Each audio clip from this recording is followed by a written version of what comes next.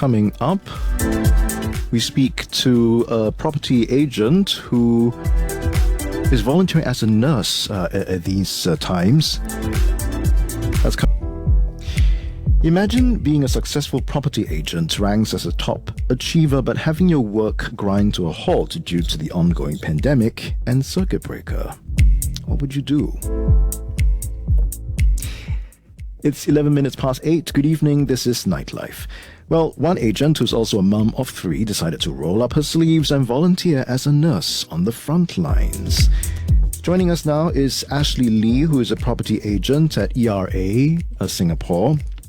And we'll be finding out from her what moved her to take this leap of faith to serve our community in such challenging times. So Ashley, you've been a property agent for 6 years now, and you've been ranked as a top achiever among over 7,000 agents. So describe for us what you do as a property agent, or rather, what you used to do. We talk a lot with clients. We actually discuss with them what are their housing needs, and we recommend we give our recommendation according to their needs. And we used to conduct viewings and make sure we actually help them negotiate for good deals, etc. And when the outbreak arrived on our shores in January, how was your business impacted? If you talk about January, right, I think it's not too bad from the beginning. Buyers and sellers are still business as usual. So basically the transaction volumes and things like that is still ongoing and is going well. But somehow or other, when it comes to circuit breaker, when we don't get to meet each other anymore, it tends to be a little bit tougher. So we're in the middle of the circuit breaker right now. Can you tell us then how much of your work has been impacted? Are you able to do any work at all? Actually, our industry has instructed us to stop work fully. So basically, we cannot conduct any physical viewings. We are not supposed to meet clients, to sign documents, etc. So what we actually do would be to, if there's a need to write, pen down wet ink, then we will get the couriers to do that. And at the same time, for viewings wise, instead of conducting physical viewings, we actually use technology such as Zoom. And actually, ERA also had a very good platform for us, like 360 virtual tours, which actually showcase a lot of projects that allows us to show our clients the projects despite not having them in the physical show flat itself. So you were still able to do these virtual sort of viewings? Yes, that's right. Okay. But I suppose you must have taken the video before the circuit breaker, right? Yes, yeah, that's right. Yeah.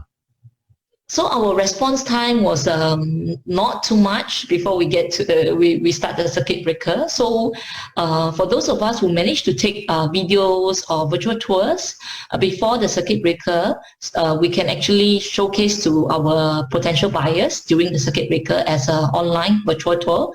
Whereas those who did not manage to capture videos, what we actually do is we can actually engage the sellers or the tenants who are physically staying in the flat to actually help us with the video.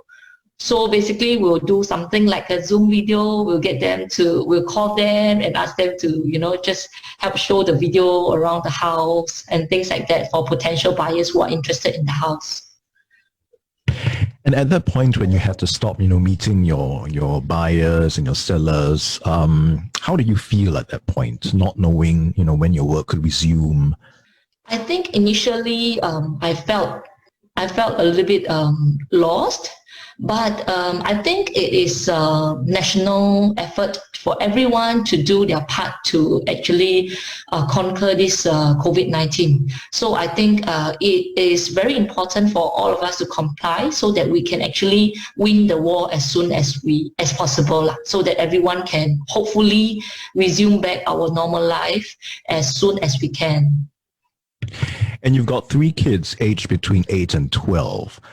How has it been for you to keep them occupied, especially now there's the holidays? We've never had to spend holidays like this before, right? Yes. Okay, so for this circuit breaker for the children, I actually allow them to play, TV games like Xbox or some online games and things like that. But at the same time, I make sure that they actually um, be set themselves some homework. That means give themselves a schedule for them to follow their own homework and their playtime, their rest time, and things like that. And the other thing that we actually had to go through was the home-based learning. I think this is a national effort as well. So I think this is what the teachers have actually implemented was actually very well done. And I'm thankful because the teachers know that we are working in the front line, so they are actually slightly more lenient for our children. Okay. And, many of us might choose to take this circuit breaker as an opportunity, right, to spend more time with our family, relax at home. But you decided to sign up as a volunteer nurse at a hospital. So tell us what prompted this decision.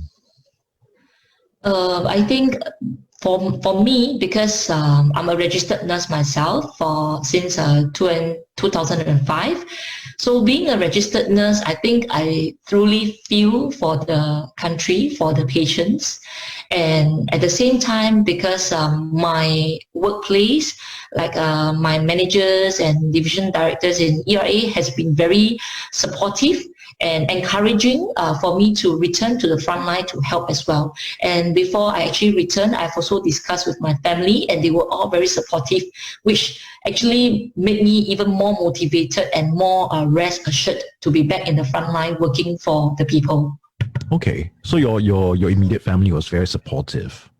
Yes, they are. What about your extended family, your friends perhaps? How did they feel about it? Initially, to be very honest, I actually kept from my extended family because I didn't want them to worry about me.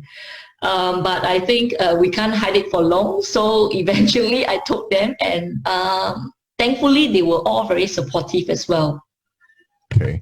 Yeah. You're not a, My, yes. some of my clients even some of my clients after understanding that I am going back, I mean I went back to the front line, they even told me that hey Ashley, all the best, take care of your health, don't worry, we will still let you continue to be our agent and we will even wait for you if you need us to wait for you. So that is really encouraging for me.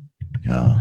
And you are entering this not as a newbie as well, right? You actually do have a background in nursing. So tell us more about your background in nursing. Like I mentioned earlier, I actually graduated from nursing course in 2005. I actually had my advanced diploma and my degree in nursing as well. So, but 7 years ago, I was working as a senior staff nurse for 8 years. So, but 7 years ago, because my children back then were still very young, they were only like 1, 3, and 5. So I actually made the decision to leave the nursing shift work life to focus more on my children. That was when I chose to leave. So, what sort of training did you have to undergo as a volunteer nurse? As a volunteer nurse, I think because I myself is sort of like, I mean, to anyone who is still in the nursing industry, I may be a little bit rusty at the moment because 7 years away from clinical, basically it means I haven't been with any patient contact for the last 7 years. So I also felt a little bit stressful in the first place because joining back as a nurse, which means I need to be very careful of what I do and things like that, so that I do not compromise on my patient's care. So we actually have to go through trainings such as like, for example, the basic cardiac life support. I actually had to get myself recertified before I'm more eligible to join back the front line to help. And on top of that, of course, trainings like, for example, some machines and certain point of care test that I need to do. I need to get certified for that as well. So I had to go through all this despite being a senior staff nurse myself. And what is a typical day like for you now? A typical day like for me now would be in the morning when I wake up, I would just have breakfast with my husband and hopefully my children. Sometimes they are still asleep, and then I will head for work. And so when I come back from work, the first thing when I come back, I have to make sure that I quickly go and shower and make sure I decontaminate myself before I start talking to my children and check their work and make sure it's done. Sometimes they have issues facing some homework issues. I have to make sure I help them as well. And on top of that, I still got to make sure that my real estate clients' needs are attended to as well. For example, tenants, landlords, and buyers and sellers, they have any issues that comes along, I'll make sure I get it settled by the day and not bring it over to the next day. And do you have to interact with confirmed cases? Yes. If you talk about interaction with confirmed cases, yes, I do. But sometimes it's also a little bit tricky because we are being the first point of contact. Sometimes we do not even know whether the patients are a confirmed case or a query case or is a clean case. So depending on which area we are actually posted to, sometimes we need to wear full PPE for the entire shift because we do not know the patient's status. So it's actually to protect ourselves from being infected. And were there any cases that struck a chord or resonated with you? To be very honest, at the moment, not. I don't have any cases that struck a chord with me at the moment. Sure. And you're volunteering as a nurse by day and continuing to work from home as a property agent by night. Sounds tiring. Yeah, it How does do you sound. manage it? Yeah. It does sound a little bit tiring, but how I manage it is, I think prioritizing is very important, and at the same time, I need to proper time management. So, for example, if I think that there is immediate need to be handled immediately, I would actually make sure I attend to it immediately before other things. So, of course, if you talk about tiring, of course, we will have some sacrifice as well. For example, maybe people who are resting at home during the circuit breaker, they get to do baking, they get to do, try out new recipes, they get to do Zumba at home, or even watch dramas at home, which these are the things I actually sacrifice to make sure I attend to all my family needs, my clients' needs, and also my patients' needs. Yeah, exactly, right? I mean, that's you sacrifice your time as well, which is so precious, actually. And as a nurse in a hospital setting, what other sort of challenges do you face? Because we are mere humans as well, so we do not know whether one day will we be the one who will be infected. But having said that, I think it is also our responsibility, being a registered nurse, to make sure that if in times of need like this, our presence, I think, is truly important, especially for our patients and our colleagues. It's a good moral support as well for them, and also the nation. Because I think in general, nurses are greatly in demand everywhere in the world. So being able to be in the front line to help the people in need, I think is actually a great honor to us as well. And thanks to Ashley Lee for speaking with us as well. Ashley Lee is a property agent at ERA Singapore and volunteer nurse. I'm Eugene Loh for Nightlife on CNA 938.